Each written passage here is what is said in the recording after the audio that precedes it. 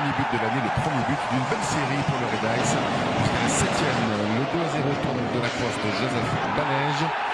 Le public du forum qui s'enthousiasme encore plus. À la 11e, Kirill Starkov, superbe triangulation. Starkov qui met au fond, c'est 3-0 pour le Red Ice en pénal 3. À la 15e, pourtant Balège marquera son deuxième but de la soirée, donnant 4 longueurs d'avance au Red Ice. Et enfin, Florian Denner pour le 5-0. On joue la 19e minute en entière. Le Red Ice qui marque 5 buts au HC Ajoie. HC Ajoie qui va se révolter par la suite et qui va revenir dans la rencontre dans le deuxième tiers, faisant parcourir des quelques frictions dans le forum. Les Jurassiens qui reviennent à 2 longueurs du Red Ice, mais dans la dernière minute ou presque dans la cage vide, Michael Knefli qui peut sceller le score final. Très belle victoire, 6-3 du Red Ice face à Ajoie. Un match tout de même particulier comme nous l'a confié Valentin Borla. Ouais, un scénario même très fou vu qu'on marque 5 goals dans le premier tiers, puis on rentre au vestiaire après la première pause avec 5 longueurs d'avance. Après c'est vrai qu'avec l'euphorie de ces 5 goals, on s'est peut-être relâché un peu, on est peut-être sorti un peu du plan de match. On a pris 3 goals, c'était l'alerte et puis on s'est fait remonter les bretelles après le deuxième tiers et puis finalement au troisième tiers on est revenu à un jeu plus compact et plus simple, ce qui nous a permis d'aller chercher les 3 points.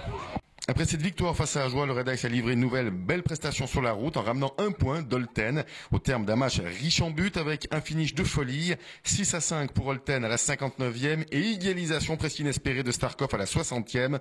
Un point finalement de sauvé au penalty. Conséquence au classement avant de recevoir les Getseka Lions, le Red Ice est 7e à une longueur de la 6e place de Viège. À noter les 19 points d'avance sur la barre et leur futur adversaire. Avant ce match, notre gros plan de la semaine sur le gardien Ludovic Weber, de retour des championnats du monde U20 en Finlande. 3e gardien de l'équipe de Suisse, il n'a joué que la fin du match largement perdu par la Suisse face aux États-Unis. Ludovic Weber qui revient sur son expérience. C'est sûr que les attentes qu'on espérait, on n'a pas réussi vraiment à atteindre les objectifs.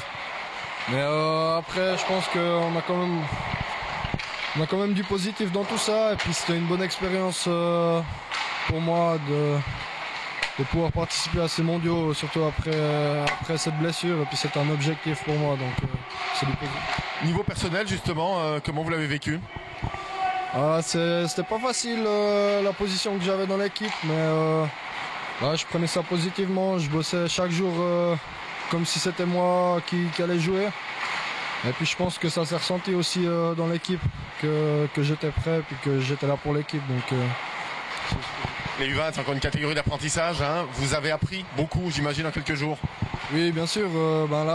C'est clair que c'est les meilleurs joueurs de ma catégorie. Donc c'est vrai qu'on apprend beaucoup de choses, les shoots, les entraînements et tout ça. Donc c'est un level supplémentaire que par exemple de mon âge en junior ou comme ça, donc c'est clair que ça fait du bien.